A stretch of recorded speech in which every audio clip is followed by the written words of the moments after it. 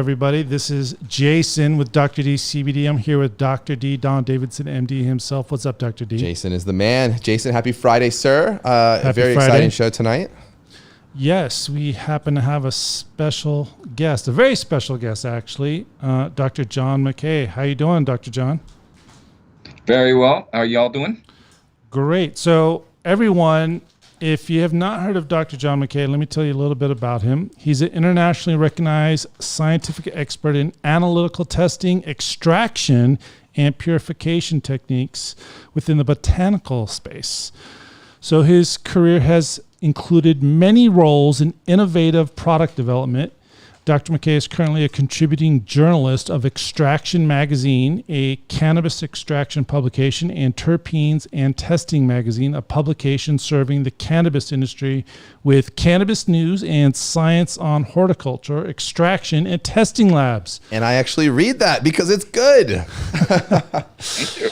Yeah, good job on that, MacKay. Yes, so we're very excited for Dr. MacKay because Dr. MacKay, not only does he have a vast amount of experience, but he has, really good background. He earned his BA in chemistry from St. Lawrence University and his Ph.D. from the University of Vermont in inorganic chemistry, focused on the synthesis of cancer-fighting compounds. So once again, thank you so much for joining us today, Dr. MacKay.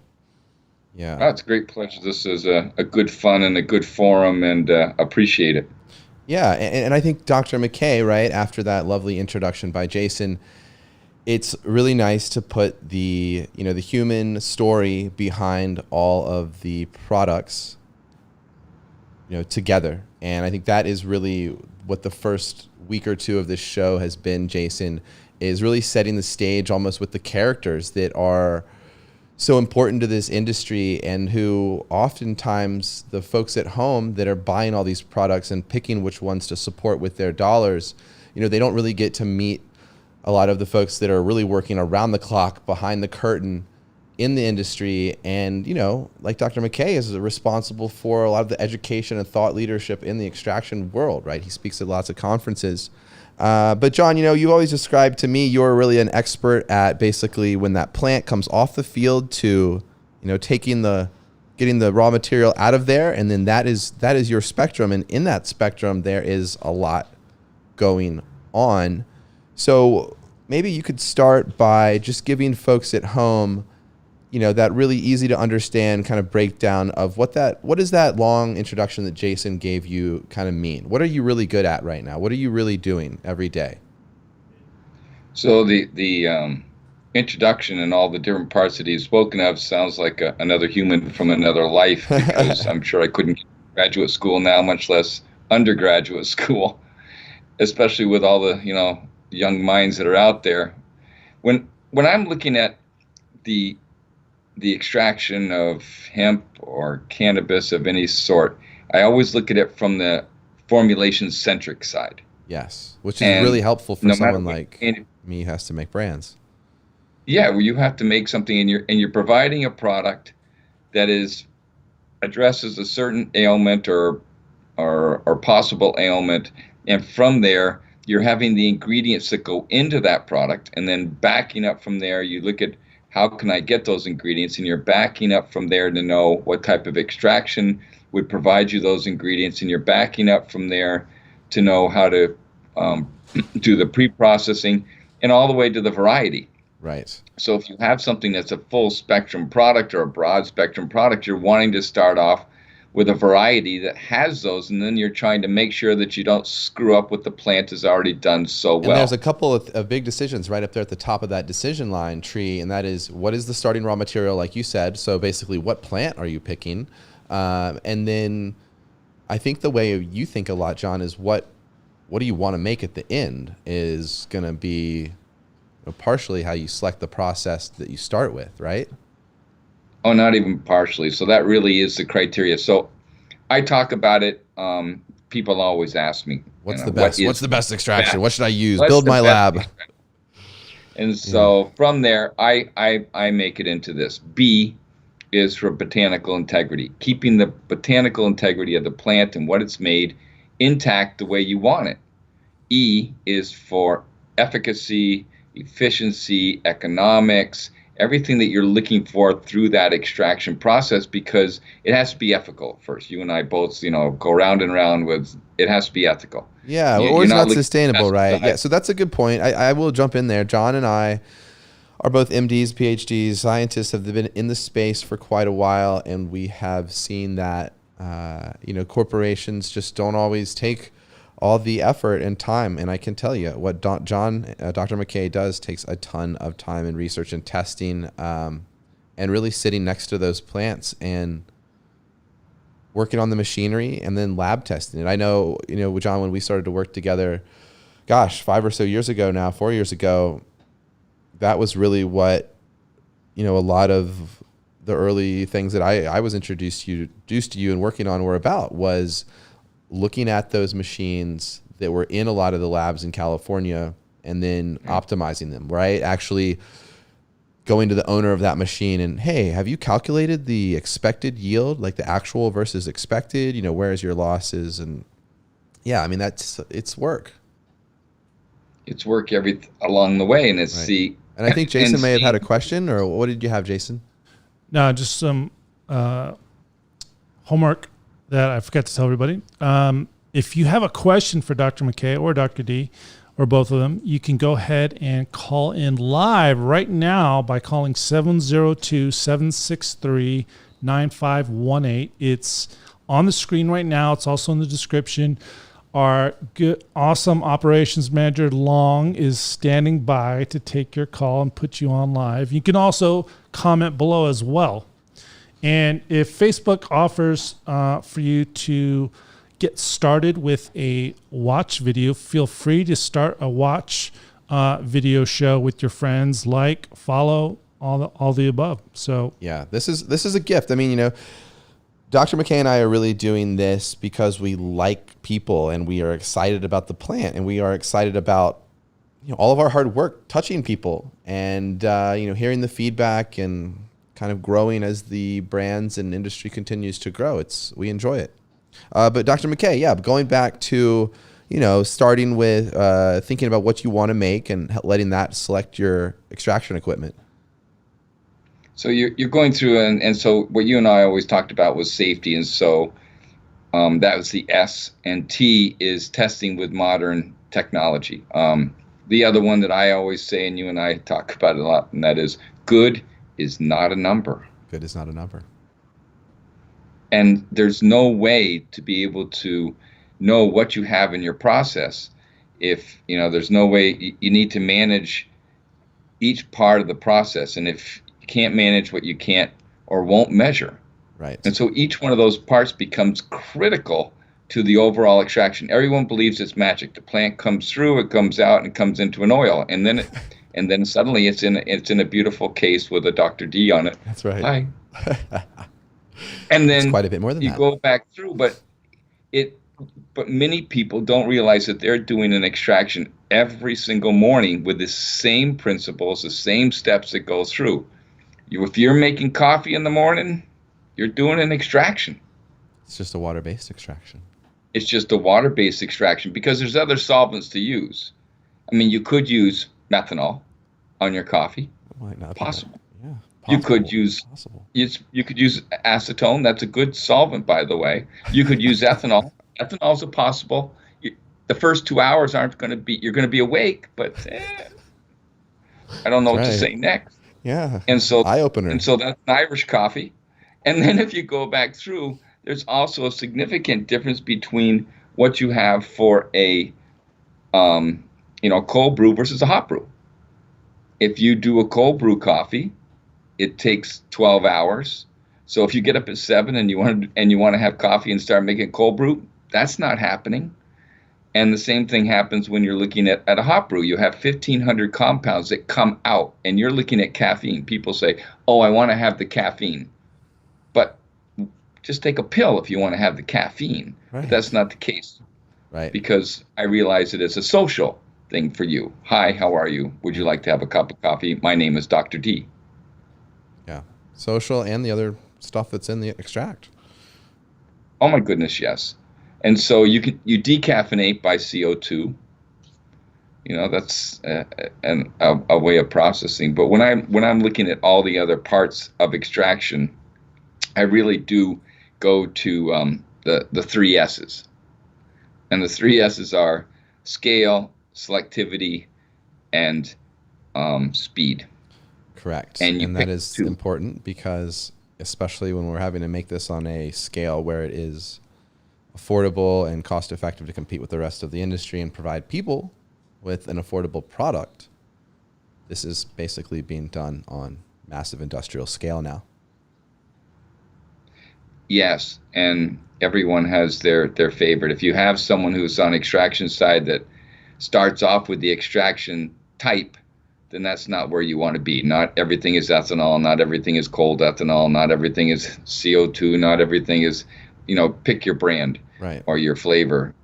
Each one of those provides you a different solubility, just as it provided you a different solubility with your morning coffee. Yeah, absolutely. And that's one of the things that we've liked to work with, actually different companies that would provide us different oils. And in the past, we've actually even mixed different oils from different farms together to kind of complete the spectrum. It's a complete spectrum. So that's the key. I mean, no matter which side, I'll have people that look at a tincture and it's green. Right. And they go, "Oh, that's terrible." And I'm going, "Not really. Have you priced how much chlorophyll is it at the local market recently?" And yet you're throwing it away. My other amusement is they're looking for antioxidants and then they throw them all away. And then they wonder why the compound oxidant, why is it turning brown? I don't know.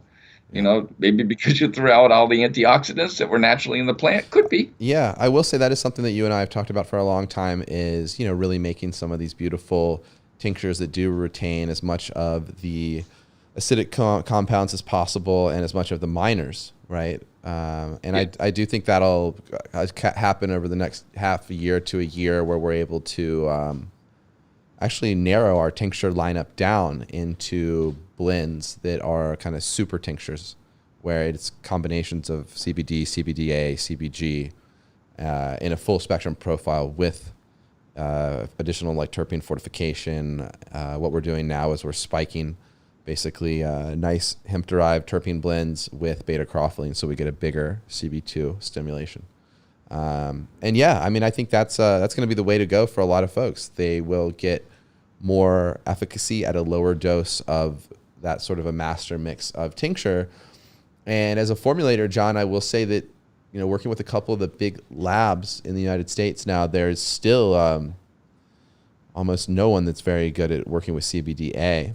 And no one really has a real good supply of it at scale. Some of them will claim to have half CBD, CBDA mixes, and but they won't really know a lot of what to do with it. So I think the acidic compounds are exciting.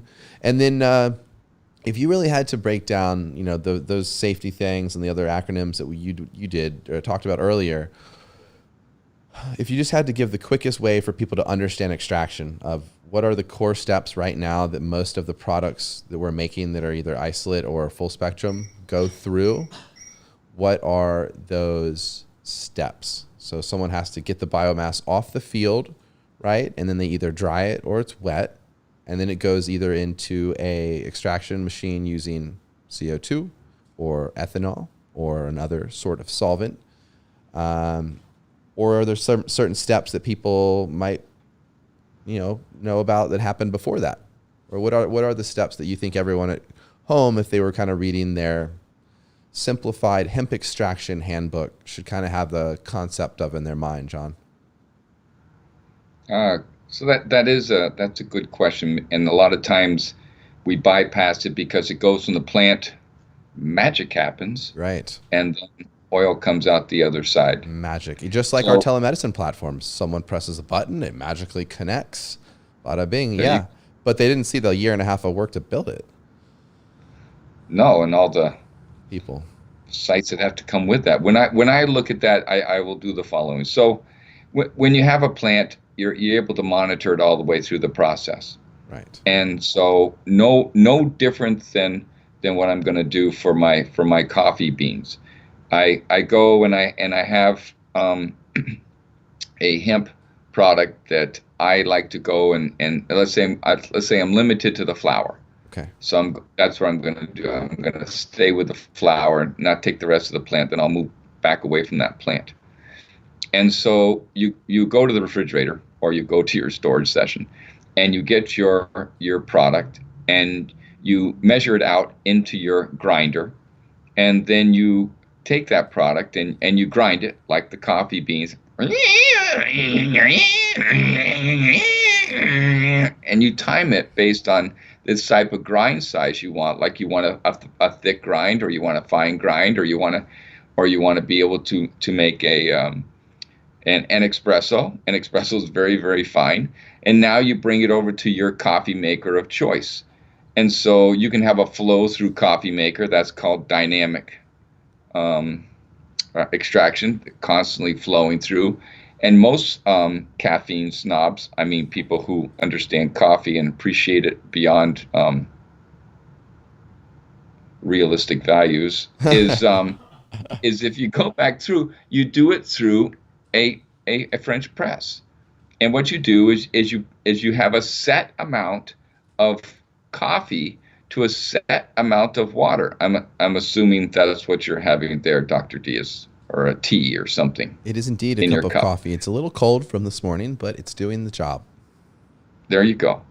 And so when you look at that, you have the ratio of water. So when you do French press correctly, you only add in about a quarter of the water into those beans, and you let it soak for a certain amount of time in that prescribed temperature of water. I think it's like 4 minutes. You let it sit there for 4 minutes, and then you add the other part of the rest of the water, and then from there you add, oh, can anyone else see the fly? Okay, there we go. I'm not dead. Did I just turn into a banana with a fruit fly? So then I go back through and I add the rest, and then I press and I separate out the grinds from the liquid.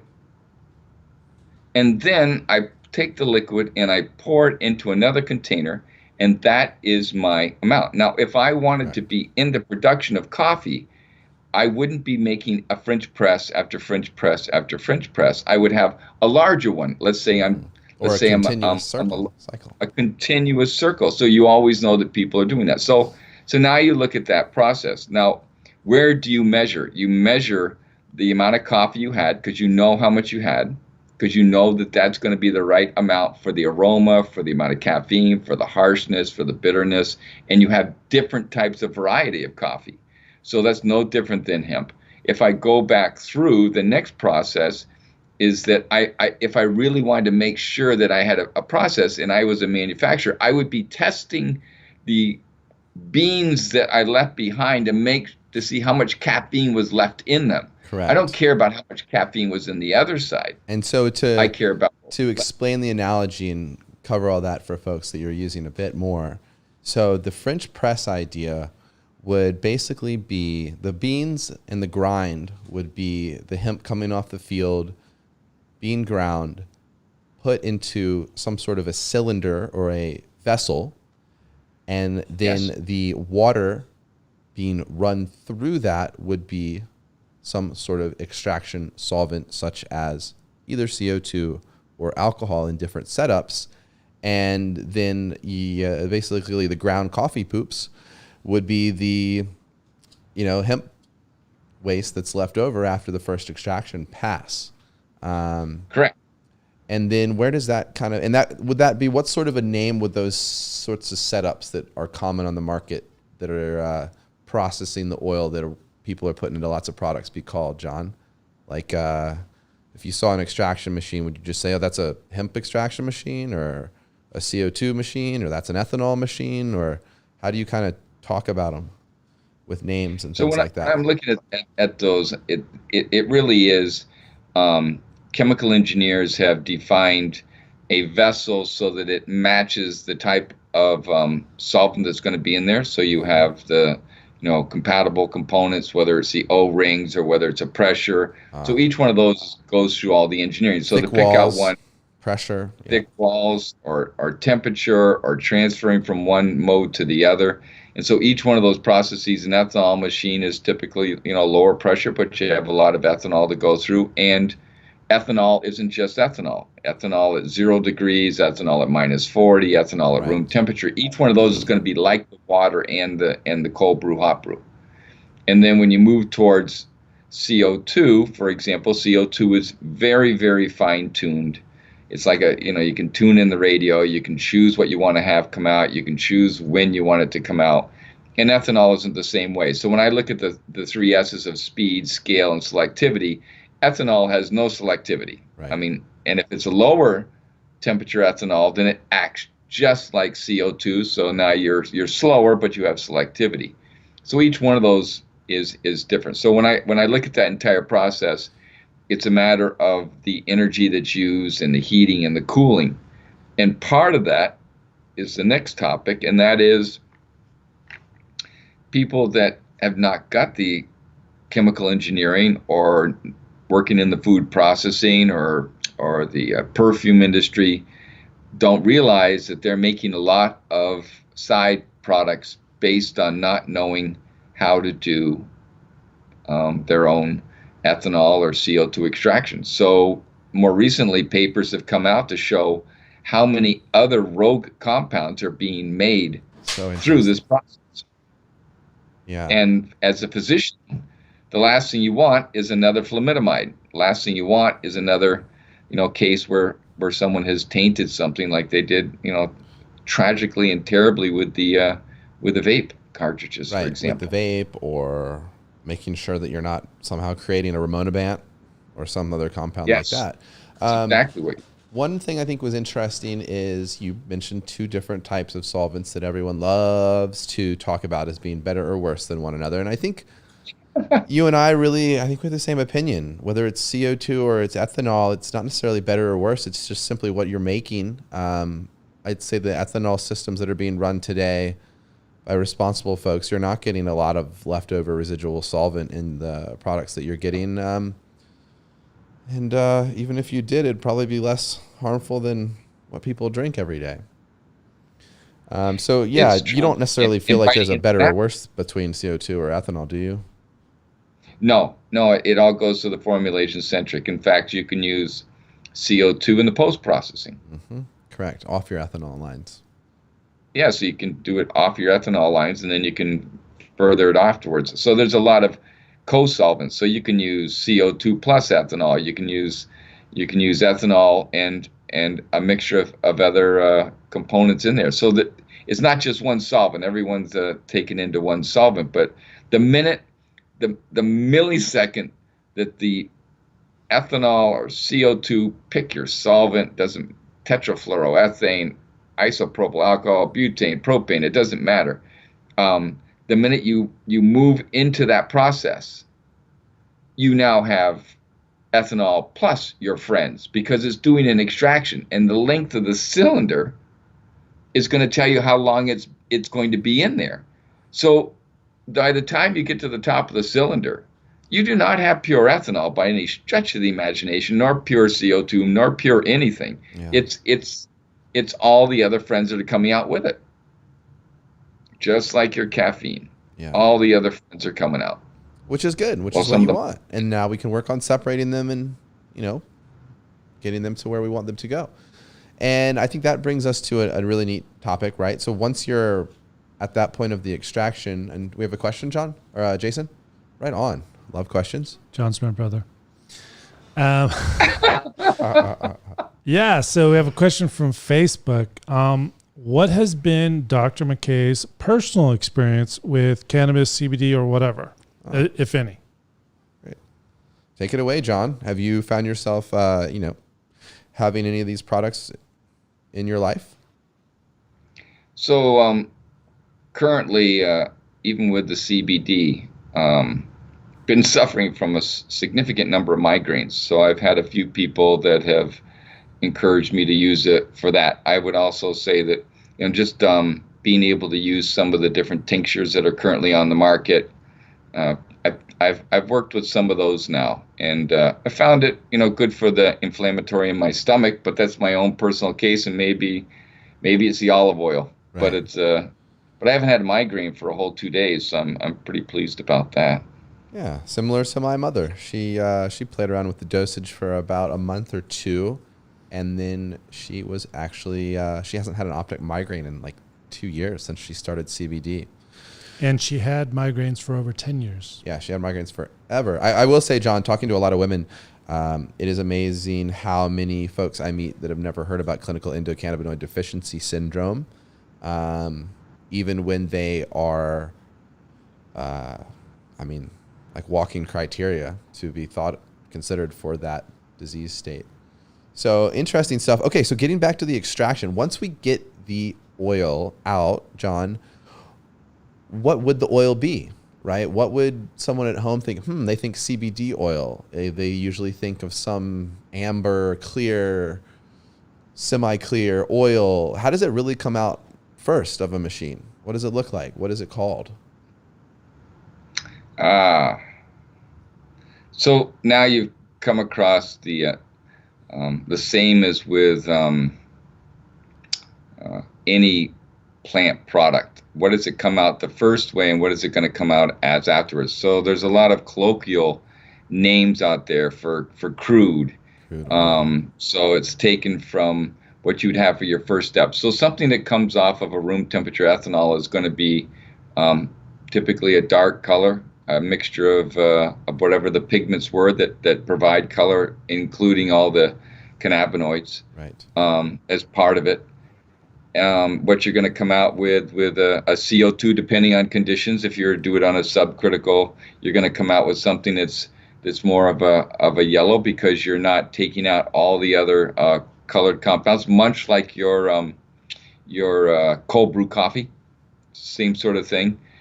Same thing with a tea. So it's asking, when you ask the question about what does it come out with, it comes out with something that I would say your first phase, and all the compounds that come with it. Yes. And they can be a whole spectrum. And then from there, you move through the process of what are you trying to actually isolate and what are you trying to remove. Right. And I think this is a good point for a lot of folks at home, that they really wonder, well, why do we have to do another step?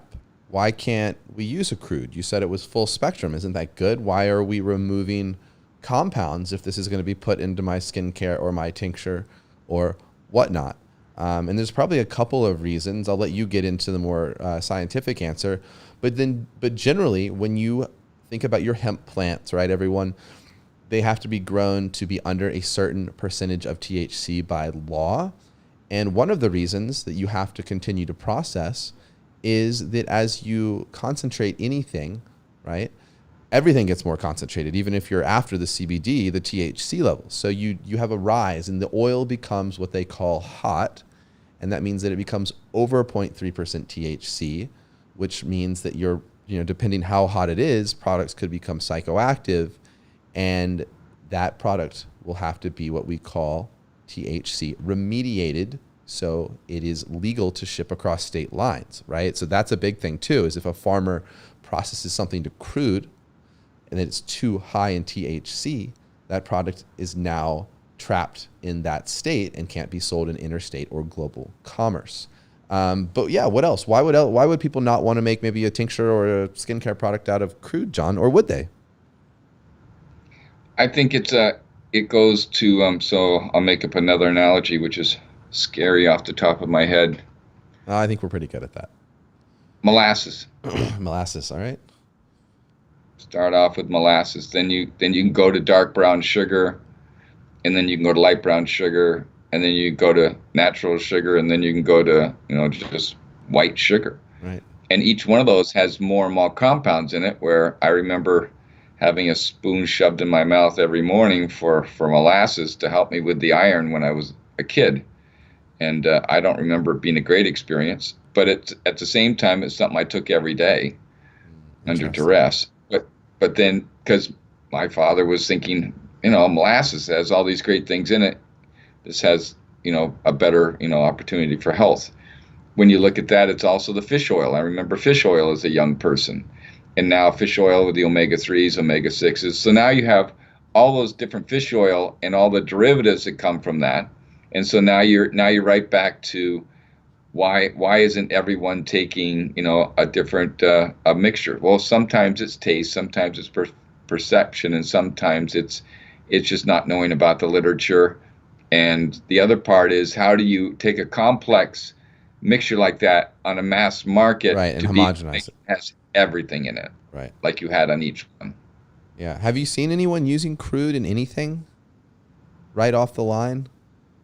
I mean, I have seen people even. So the quick answer is yes. Yes.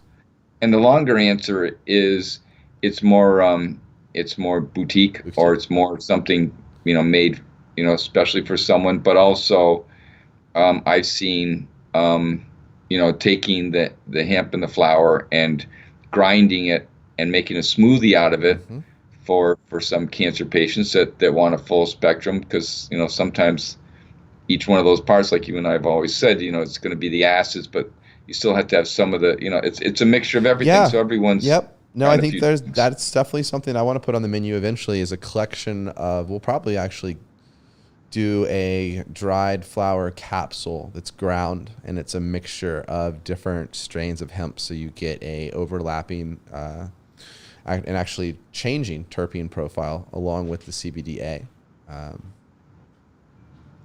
Actually, in some of those dry powder capsules, when it's powderized and packed pretty well, we've actually seen the CBDA levels per capsule get to where they might actually have some significance, where it's 5, 10, 15, 20 milligrams, 25 milligrams of CBDA. And that's pretty cool, because what the data shows is that CBDA would be bioactive at probably lower concentrations, I think, than CBD. Well, even if you look at what's the bioavailability of each compound, and then the capacity for your body to actually take them, and at the state that they're in, what does your body need at that time? So it could be a very different need, much as you prescribe different personal medicines, and how it can come down. So if you do have a deficiency, and how that science moves through, you could find yourself like a vitamin D deficiency. Now I'm fine. Right. Maybe now I only need a maintenance load. Maybe I only need this or need that. So each one of those things is going to be more important. Yeah, absolutely. And it comes down to the extractables. Yeah, it does come down to the extractables. And when you think about, moving on from crude to a substance that's easier to blend into different things, I think this also gives us a really good time to talk about what else is in there, and what else is, or what I call economically viable to pass on to the consumer. So in the crude oil, we know that we have CBD. There may be some CBDA left if it hasn't been heated. And then if it's a full spectrum, CBG, CBC, THC, and other cannabinoids. And at this point, John, when a lot of folks want these full spectrum products, what are you doing differently to maintain that full spectrum the best in these different extraction methods? Yeah. So if I'm really into something that has to be very, very specific, and therefore I use CO2 as my base, and then from there I expand either my temperature, pressure, and how I want that solvent to be interacting with the plant, and then also adding other co-solvents. So you can add co-solvent with a little bit of ethanol, and you can bring out other parts. You can add CO2 plus hexane, and it'll bring out the polyphosphates. So each one is a mixture of what you're trying to do very, very selectively. For sure. And now at this point in time, do you feel like the best full spectrum products are something that you can actually pull out in their full spectrum? Or do you feel like most people are isolating the rares and then blending them back together? I think most people are blending them back together. Yeah, me too. I mean, it's rare that you're going to have someone who's starting off with that. There's some good people out there that are working on the niche markets that do have that process, but it's very selective. Because they have to get the THC out anyway, so that messes everything up as far as keeping the profile intact for a lot of people, or at least get the THC down. Well, you can do it through supercritical fluid chromatography, which is if I'm really being that selective, then I will take out the THC and keep all of the other friends that are in there. because now you're just selectively. So it's my M&M, my bag of, I won't say M&Ms. It's a bag of candy that comes in different colors, and some could have chocolate and some could have other things. So you're right on the side of the concentration. If you take that entire bag and then you take out all of the green, well, that means that you've now concentrated the other ones.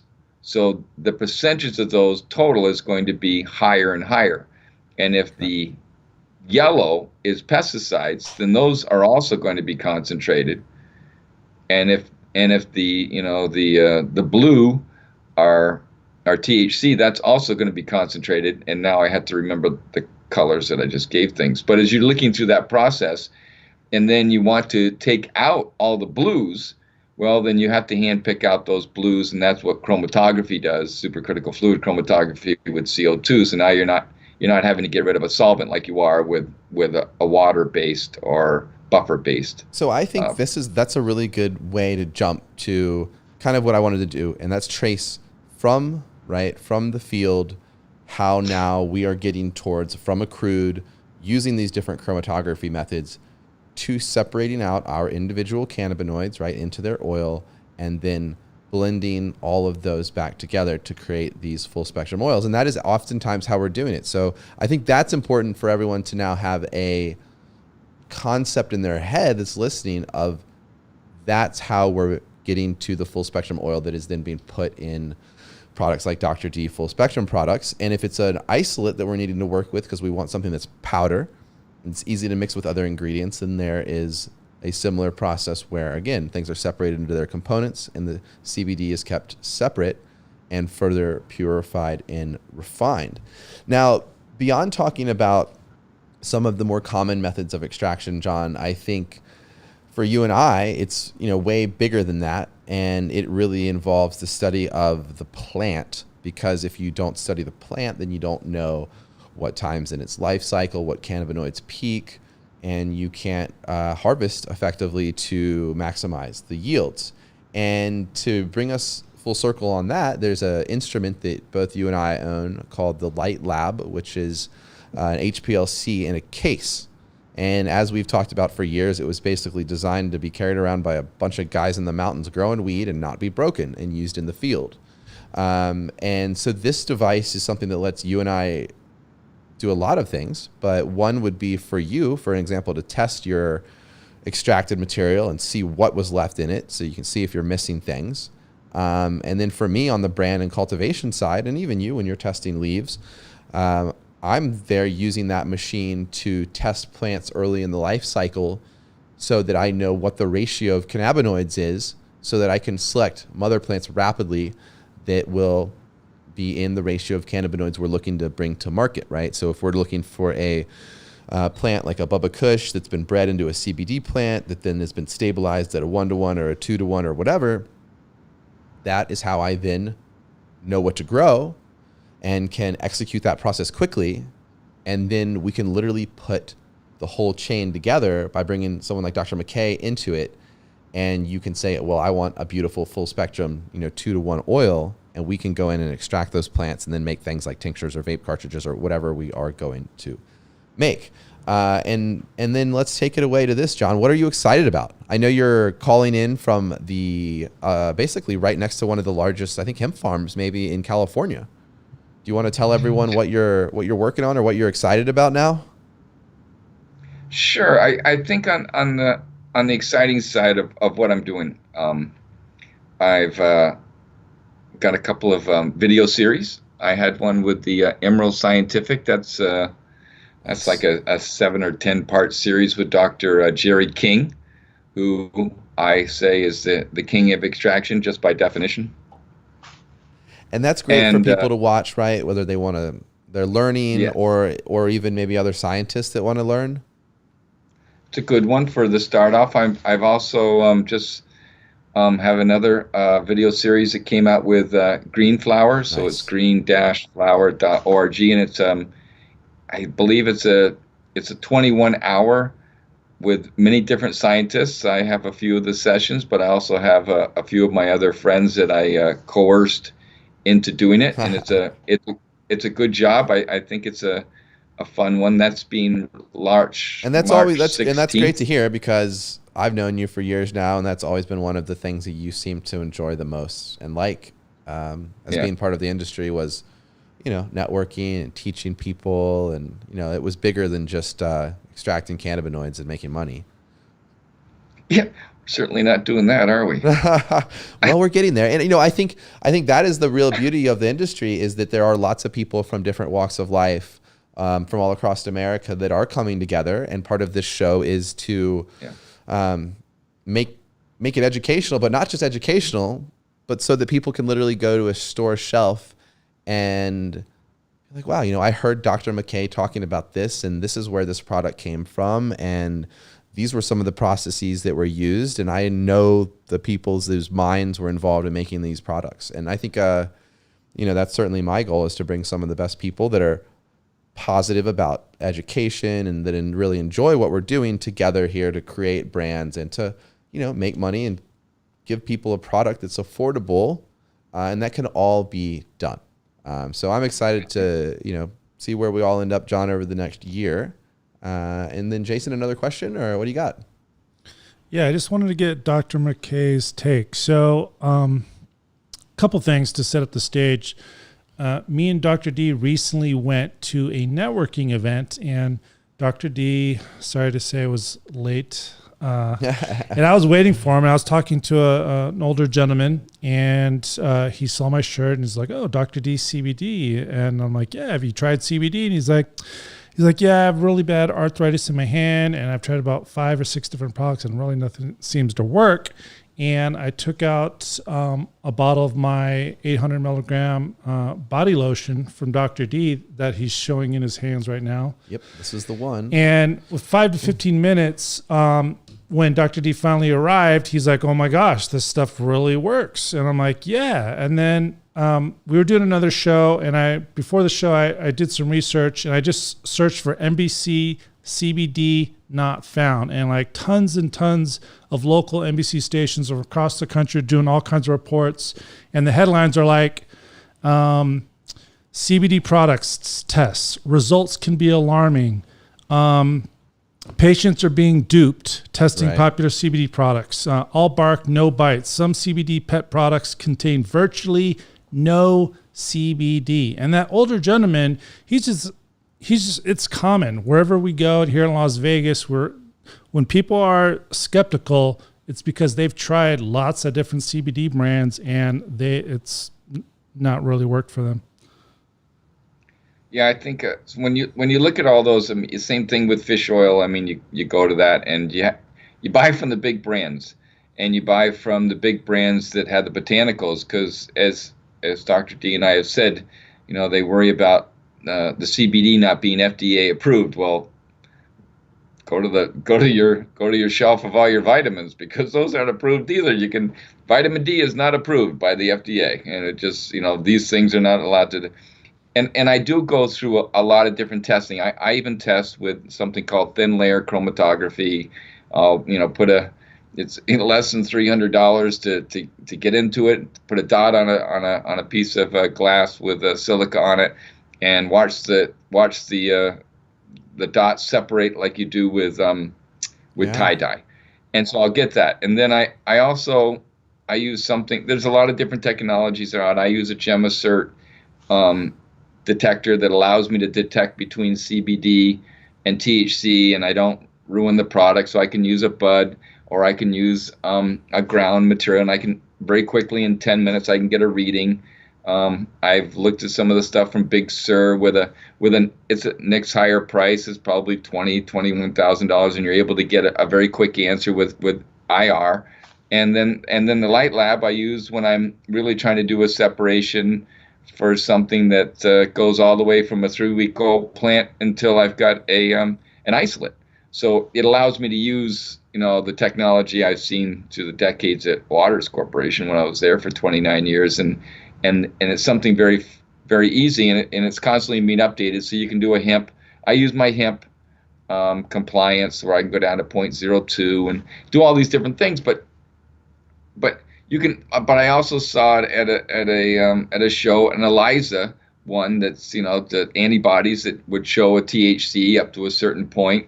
And so there's more and more quick tests that allow you to know what's in that product. And that should give the consumers more and more safety and more understanding what's going on and find out what's there. I mean, all these tests are available. I show them all the time. I also, as I was telling Dr. D, is I also teach classes at CBD Expo. I'm always doing a class no matter where they are. So there's probably like 10 classes and it's 4 hours and 5 hours of me just going on and showing, different demonstrations on what they are and how to choose an extraction and how to choose a product.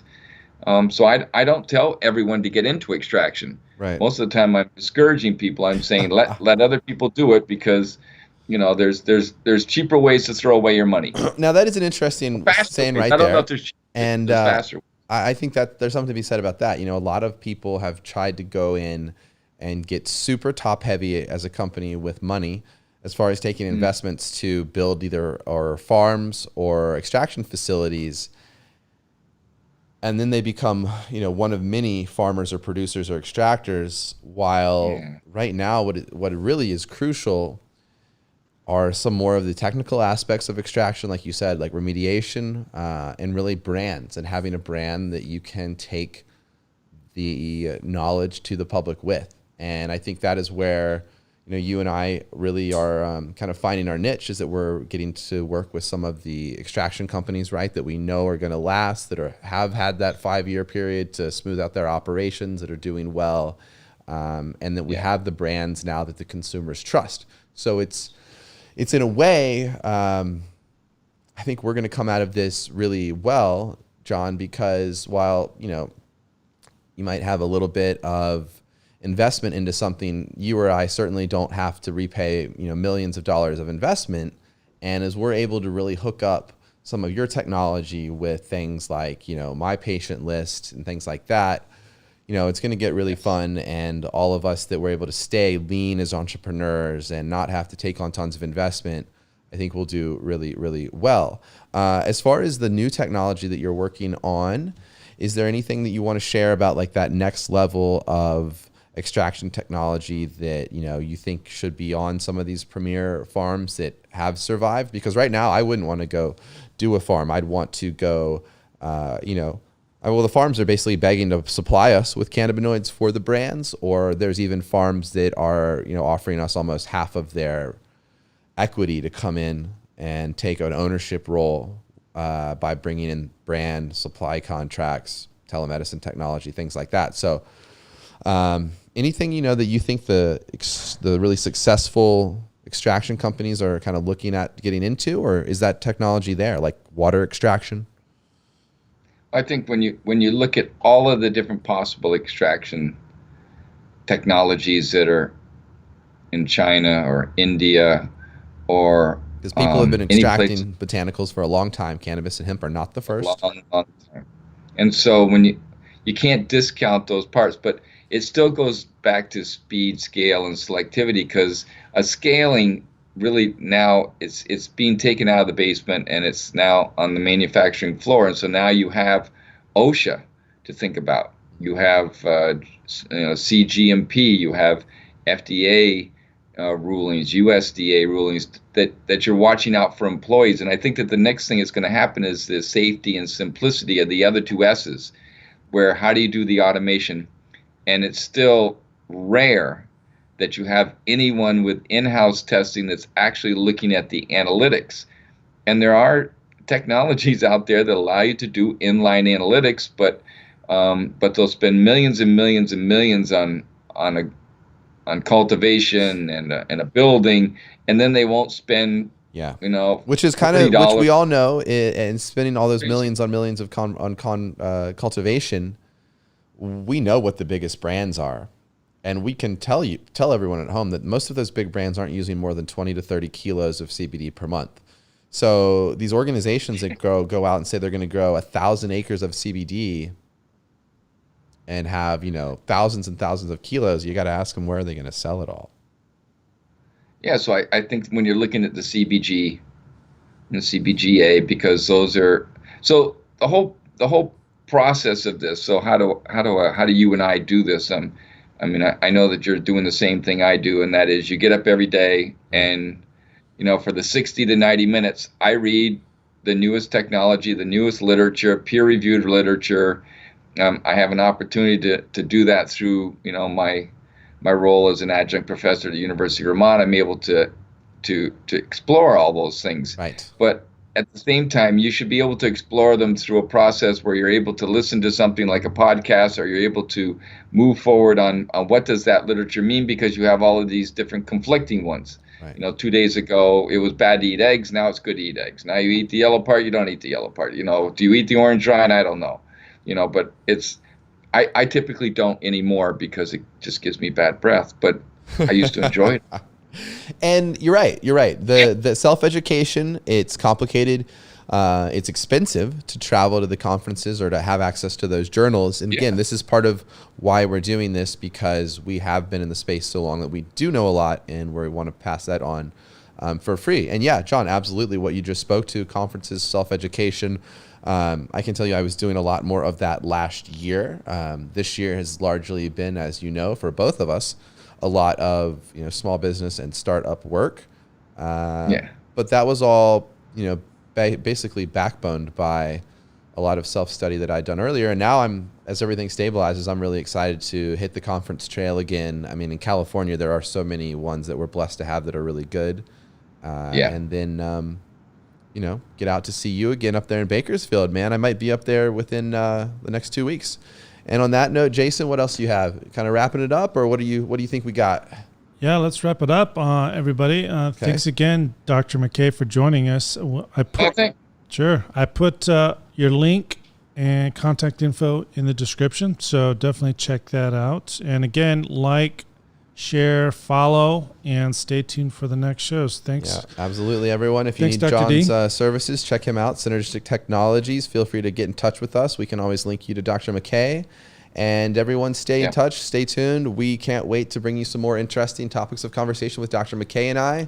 Maybe see us working that Light Lab HPLC. Thanks so much, everyone. Bye, everybody. Bye, Dr. MacKay. Talk to you soon.